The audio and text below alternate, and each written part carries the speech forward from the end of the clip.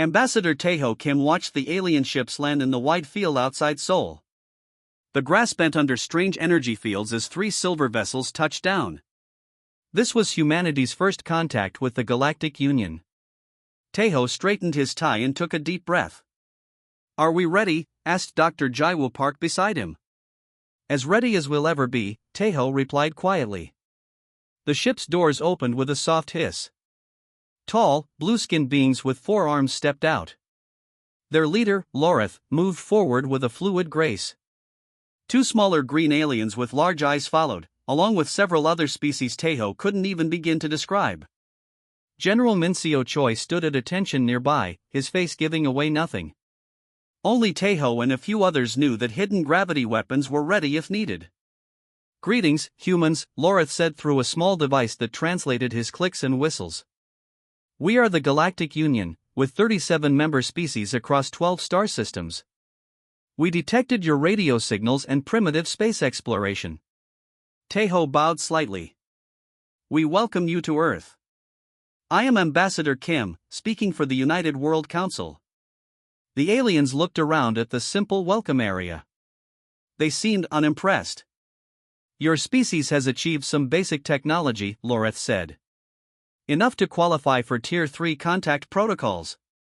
We will share limited scientific knowledge and establish trade routes." One of the green aliens stepped forward, scanning the humans with a small device. Their spacecraft use chemical propulsion. No faster than light travel. No artificial gravity. Developing civilization. Taeho shared a quick look with Jaiwoo. The aliens had no idea what humans had discovered 70 years ago in a secret lab beneath the mountains. "We are eager to learn," Taeho said humbly. The alien delegation was taken on a tour of Seoul. They rode in special vehicles that floated slightly above the ground. To the aliens, these looked like basic magnetic levitation technology. The truth was much more complex.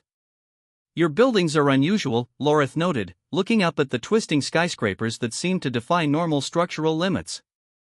"Some angles should not be possible without collapsing. Just creative architecture," Jaiwoo explained with a smile. The aliens visited research centers, universities, and government buildings. Each time, they noted Earth's primitive technology with thinly veiled superiority. At dinner that night, the aliens shared information about the Galactic Union. They described great space stations, planetary colonies, and wars with other alien alliances. Humans were offered a place as a protected species, not as equals. "Your ships still use fuel to move through space," Lorith said, eating strange blue food. "We abandoned such methods 10,000 years ago." Taeho nodded politely. "We look forward to improving our technology." Later that night, Taeho, Jaiwoo, and General Minseo met in a secure room deep beneath the city. "They have no idea," Minseo said, laughing quietly. "Did you see how they explained basic physics to us like we were children?" Jaiwoo pulled up data on her tablet. "Their scans only detected what we wanted them to. Their own ships use something like ion drives with artificial gravity created through centrifugal force." "When should we reveal the truth?" Minseo asked. Taeho looked thoughtful. "Not yet. Let's learn more about them first. The president agrees we should play the part of the humble newcomers for now. Tomorrow they want to visit our space program," Jaiwoo said. "We've prepared a convincing show of outdated technology." The next day, Lorith and his team toured Earth's main space center. They watched rockets being prepared and astronaut training that seemed primitive by their standards. "Your people reach orbit through these explosive chemical devices," one alien asked, clearly surprised humans would risk such dangers. "It's what works for us," Taeho replied. What the aliens didn't see was the real space program hidden in secure facilities around the world. They didn't see the ships that could manipulate gravity itself, allowing instant travel between planets. They didn't see the gravity generators that could lift entire buildings or create shields stronger than any material. As the week of first contact ended, the Galactic Union prepared to leave. They would return in 6 months to begin formal relations. "We will help your species advance," Lorith promised. "In a few hundred years, you might reach Tier 2 status." Taeho bowed again. We are grateful for your guidance. As the alien ships took off, vanishing into the clouds, Taeho turned to Jaiwo and Mincio. We have 6 months to decide how much to reveal, he said. And to prepare for their reaction when they learn the truth about human gravity technology. The three watched the sky where the aliens had disappeared, knowing that the galaxy was about to change forever. 6 months passed quickly. Earth's leaders met many times to plan their next steps. Today was the day they would reveal their true technology to the Galactic Union. The alien delegation had returned as promised, this time with a larger group. 15 ships landed outside Busan, South Korea, where a special event awaited them. Ambassador Taeho Kim greeted Lorith and the other aliens with the same humble demeanor as before. The aliens still looked down on humans, seeing them as primitive beings needing guidance. We have prepared a technology demonstration, Taeho explained as they entered a massive domed building. A small sample of our recent advances. Lorith made a sound like a polite laugh. We look forward to seeing your progress, though do not be discouraged if it seems simple to us. Inside the dome, thousands of people gathered in seats around a central area. President Hyun-Jin Lee stood on a stage with Dr. Jaiwoo Park and other world leaders. Welcome, friends from the stars, President Lee began. After careful consideration, Earth has decided to share our true technological status with the Galactic Union. The aliens looked confused by these words. Lorith tilted his head, his translator device working quickly. Your true status? We have already measured your development level. President Lee smiled. Perhaps not everything can be detected by your scanners. She nodded to Jaiwoo, who pressed a button on her wrist device. The floor of the central area opened, and a simple metal sphere about 1 meter across rose up. This is a basic gravity manipulation device, Jaiwoo explained. One of our older models from 50 years ago. Lorith started to speak, but stopped when the sphere began to glow with soft blue light. Then, impossibly, it rose into the air. No engines, no propulsion system, no support beams held it up. Interesting magnetic trick, one of the green aliens said, looking unimpressed. Jaiwoo smiled. Not magnetism. She made a gesture, and suddenly every loose object in the room, papers, pens, small bags, began floating upward. Then, just as quickly, they fell back down, while the ceiling lights seemed to brighten as their glass covers pressed upward. We are reversing gravitational direction in controlled areas, Jaiwoo explained. We can increase gravity, decrease it, or redirect it. Now the aliens were paying attention. Their devices came out, scanning frantically. This is not possible, Lorith said, his blue skin turning pale. Gravity is a fundamental force. It cannot be manipulated this way. Taeho stepped forward. Humans discovered the true nature of gravity 70 years ago. We have been developing the technology in secret ever since. The demonstration continued. A car floated into the arena, no engine sound, no visible propulsion. It moved in precise patterns through the air. Our vehicles don't need roads, President Lee explained. Our buildings don't need traditional supports. Our ships don't need fuel. The aliens were no longer trying to hide their shock. Some were backing away, while others frantically communicated with their ships. Jaiwoo continued the demonstration. We can create gravity wells that bend light. The air in front of her shimmered, and suddenly a portion of the audience seemed to disappear behind an invisible curtain. We can use gravity for defense. A metal ball was fired at high speed toward Jaiwoo, only to slow down and gently drop to the floor before reaching her. And for energy production. A small device on the stage began powering all the lights in the massive building, with no connection to any power grid. Lorith's translator device shook in his hands. How? How did you hide this? Taeho smiled. We detected your arrival in our solar system long before you contacted us. We simply adjusted what you could see. The truth dawned on the aliens. The buildings with impossible angles weren't creative architecture, they were supported by gravity manipulation. The floating vehicles weren't using simple magnetic levitation. Earth's entire civilization was built on technology the Galactic Union had deemed impossible. "We share this knowledge now as a gesture of good faith," President Lee said. "Earth wishes to join the Galactic Union as equals, not as a primitive species to be guided." Lorith seemed unable to speak for several moments. Finally, he found his voice. "This changes everything. The Council must be informed immediately."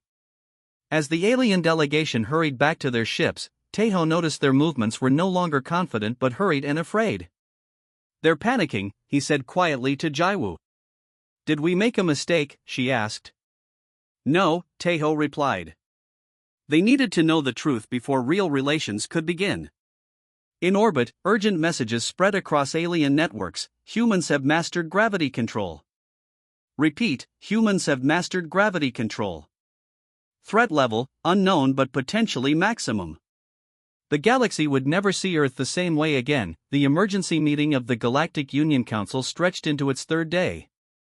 Delegates from all 37 species argued loudly across the Grand Chamber on their central space station. Images of Earth's gravity demonstration played on large screens.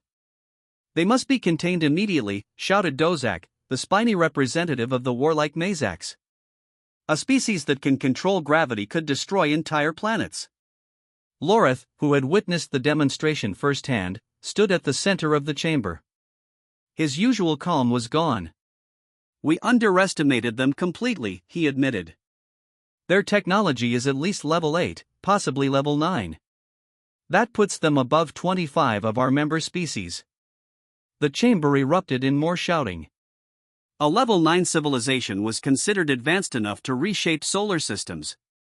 Only the founding members of the Galactic Union held such status. "How did they develop this without detection?" asked a small, spider-like being. "Our surveys showed no signs." "They hid it from us," Lorith said. "They have gravity shields that can bend scanning beams around their secret facilities." On the far side of the chamber, a group of military leaders spoke in hushed tones. General Vrax of the Derovian fleet looked particularly troubled. "We have 17 battle cruisers that could reach Earth in 8 days, he said quietly. "If we move quickly, before they prepare their defenses." Back on Earth, Taeho Kim sat in a secure meeting room with President Lee, Dr. Jaiwo Park, and General Minseo Choi. The screens showed alien ships moving throughout the solar system. "Our monitoring stations are picking up increased activity," General Minseo reported. 3 unknown vessels tried to scan our moon base yesterday. Our gravity shields deflected them." Yoonji Kong, Earth's chief of security, entered the room with fresh reports. "We've detected unauthorized entry attempts at research facilities in 14 countries. And our orbital sensors show 17 large ships have changed course toward our solar system." President Lee frowned. "It seems our revelation has caused exactly the reaction we feared." "Not everyone is against us," Taeho noted. "We've received private messages from 8 species who want peaceful scientific exchange." Jaiwoo nodded. "The Altarians are particularly interested. They've been studying gravity for centuries but never achieved what we have." A warning alarm sounded. On the main screen, a small alien craft appeared, attempting to enter Earth's atmosphere over the Pacific Ocean. "Spy ship," General Minseo said. "Third one this week." "Don't shoot it down," President Lee ordered. "Just redirect it gently." Outside, invisible gravity fields wrapped around the alien craft, pushing it back into space without damaging it. The ship tried twice more before giving up and returning to its larger vessel. 3 days later, Taeho received an official message from the Galactic Union. His face grew serious as he read it to the others. "They're demanding we surrender all gravity technology immediately," he said. "They claim it's too dangerous for a young species to control." "And if we refuse?" asked President Lee. "They don't specify consequences, but the threat is clear." General Minseo showed them new sensor readings. The Derovian battle fleet is now 5 days from Earth. 17 warships, heavily armed. Jaiwo looked worried. "We could defend against them, but I don't want this to become a war." "Neither do I," President Lee agreed. "Taeho, send a message to the Union Council. Tell them we invite their representatives to witness a full demonstration of our gravity technology's peaceful applications. And if they refuse? Taeho asked. Then tell them we're sending our own ships to meet the Derovian fleet. Not to fight, but to talk. The next day, 6 Earthships rose silently from hidden bases around the world.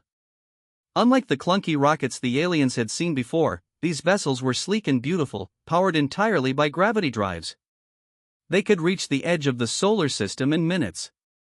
On the lead ship, named Harmony, Taeho prepared for the most important diplomatic mission of his life. Jaiwoo worked with her team to prepare the gravity demonstrations that might prevent a war. Do you think they'll listen? Jaiwoo asked as they watched Earth shrink behind them. Some will, Taeho replied. Others will be too afraid. But we must try. General Mincio joined them on the bridge. The Derovian fleet has increased speed. They'll reach us in 3 days, not 5. Then we'll meet them halfway, Taeho said. As the Earthships accelerated toward the coming confrontation, messages flew across the galaxy. Some alien species prepared for war. Others argued for peace. All of them watched with one question: what would humans do with their mastery of gravity? The 6 Earthships waited in space near Jupiter's orbit. Their sleek, silver hulls reflected the distant sunlight. Inside the lead ship, Harmony, Taeho Kim stood looking at the large viewscreen. The Derovian battle fleet was visible now, 17 massive warships approaching in tight formation. They're charging weapons, General Mincio reported from his station. All ships. Jaiwoo adjusted her control panel. Gravity shields at full strength. They won't penetrate them. Taeho nodded and opened a communication channel. This is Ambassador Taeho Kim of Earth. We come in peace and request dialogue before any hostile action. The screen flickered, showing a redskin alien with ridge-like features and cold eyes.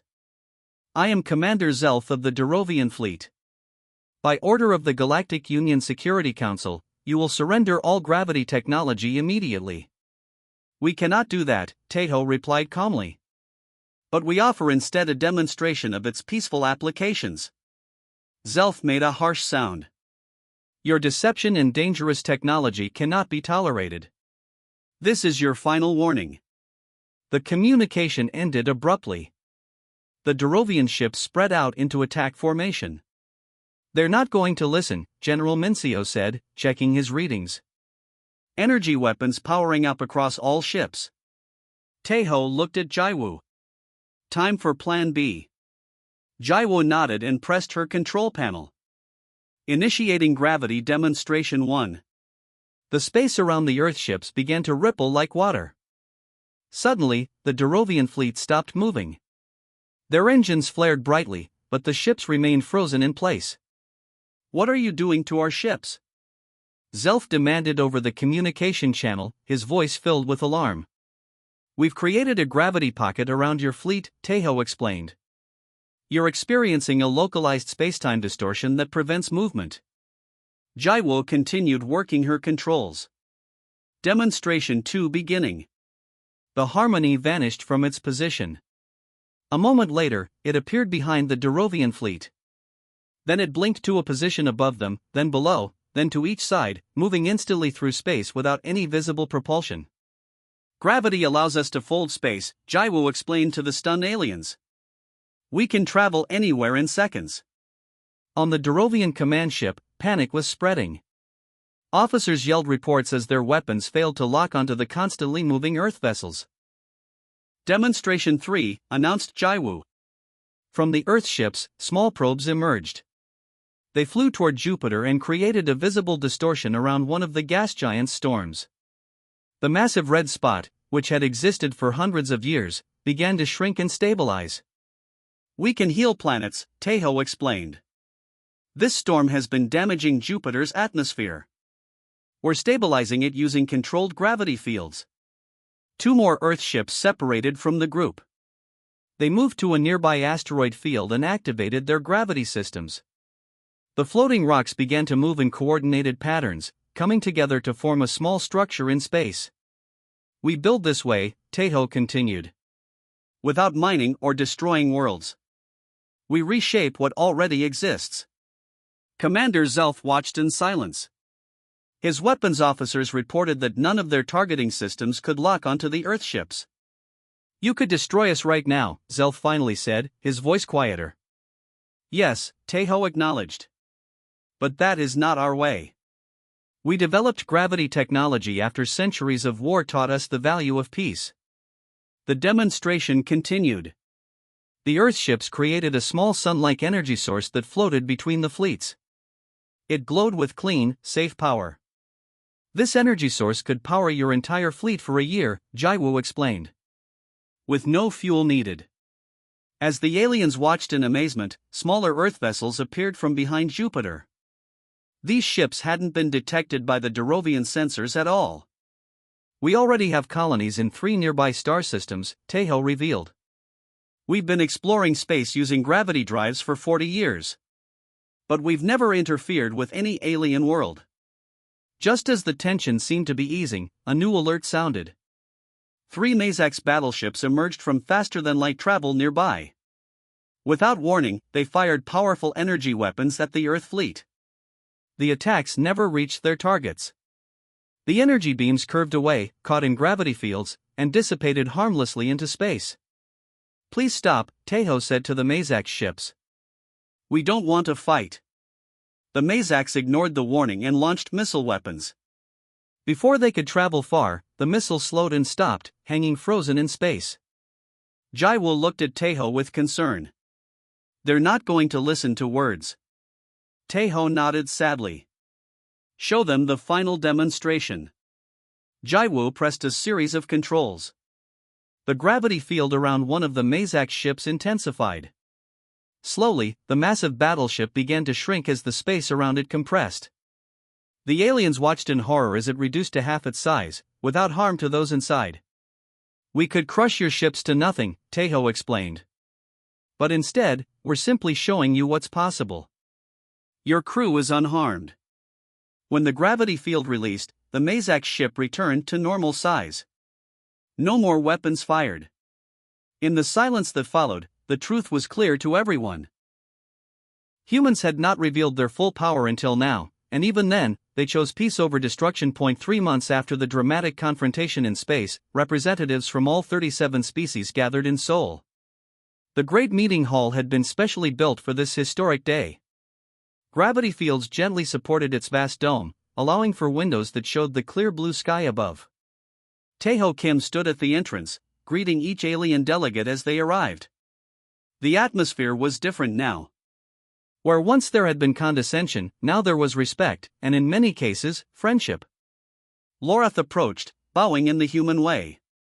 Ambassador Kim, it is good to see you again. And you, High Chancellor Lorath, Tejo replied with a smile. The blue-skin alien had become an unexpected ally. After witnessing Earth's peaceful use of their gravity technology, Lorath had argued forcefully for cooperation instead of conflict. The Galactic Union Council had elected him High Chancellor just weeks later. Inside the hall, Dr. Jaiwo Park demonstrated a small gravity device to a group of fascinated alien scientists. The device made a potted plant grow in various directions as gravity shifted around it. Plants respond dramatically to gravity changes, she explained. This helps us grow food in any environment, even space. Nearby, young Sun Ho Yoon, Earth's most promising gravity engineer, worked with 6 alien counterparts. Together they were designing a new type of medical device that could use gravity fields to heal internal injuries without surgery. If we adjust the resonance pattern like this, Sun Ho suggested, showing a complex diagram, we can target specific tissue types. A tall, crystalline being named Ziri made some calculations. Yes. This would work for most carbon-based species. Brilliant. President Hyun-Jin Lee took the central stage as the formal meeting began. Beside her stood Commander Zelf, whose Derovian fleet had once threatened Earth. Now he was head of the new Joint Security Council. Today we signed the Gravitational Cooperation Treaty, President Lee announced. This marks not just peace between our worlds, but the beginning of a new era of shared knowledge. High Chancellor Lorath joined her at the podium. When humans revealed their mastery of gravity, many of us feared what it meant. We acted from fear and nearly started a war. He looked around the room. Instead, humans showed restraint. They could have dominated, but chose cooperation. The treaty was displayed on large screens. It outlined how gravity technology would be shared gradually with all species, beginning with peaceful applications like medicine, energy, and transportation.